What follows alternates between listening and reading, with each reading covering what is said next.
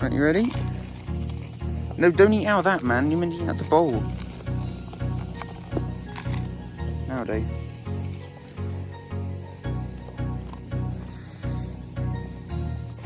So as you can see from that, the two baby goats are doing really, really well. They've settled in well. They're out in their field now. They really like hay. They really like their food, just like any other goat. But yeah, they're doing well.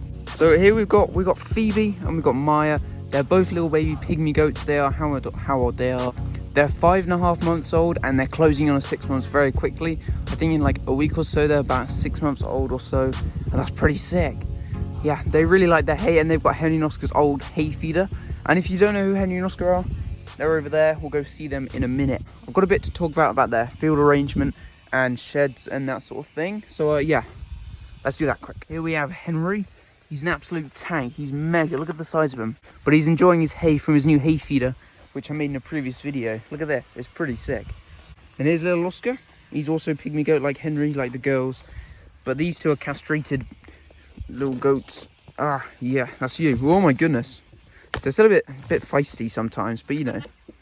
But yeah, they're both castrated little pygmy goats, and they're doing really well. So this is their hay feeder, which I made them probably a month ago now. It's just an old pallet all chopped up and with these baskets put on top. And it works really well, because if I put the hay in this one, Henry can stand on this side, Oscar stands the other, and they don't headbutt each other, which is great.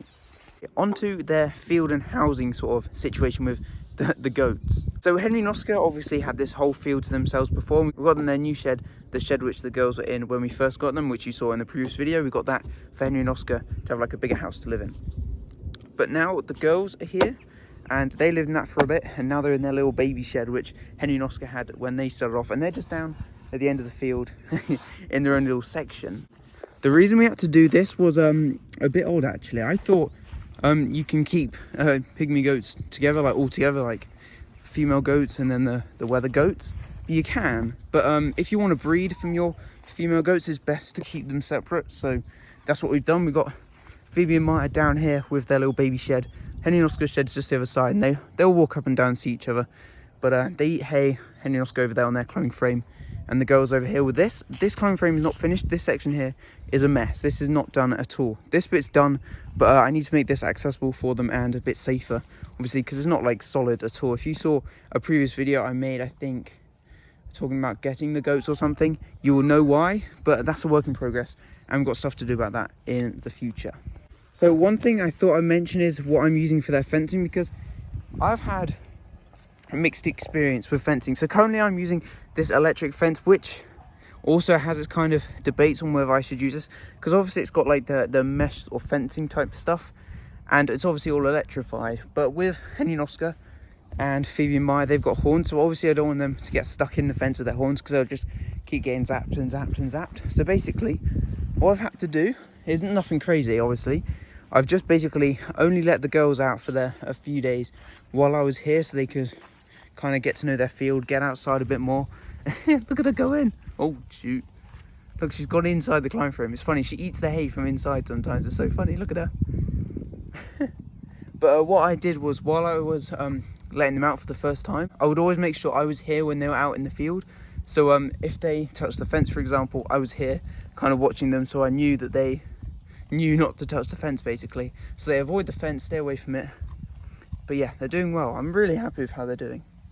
The goats are doing really well, and they've settled in well. They love their field. They like to just come out here, eat. They're good at night. They stay in their shed.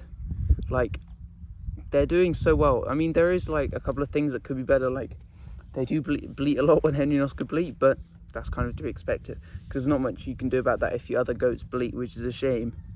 But apart from that, they're doing really, really well. They're just doing great, to be fair.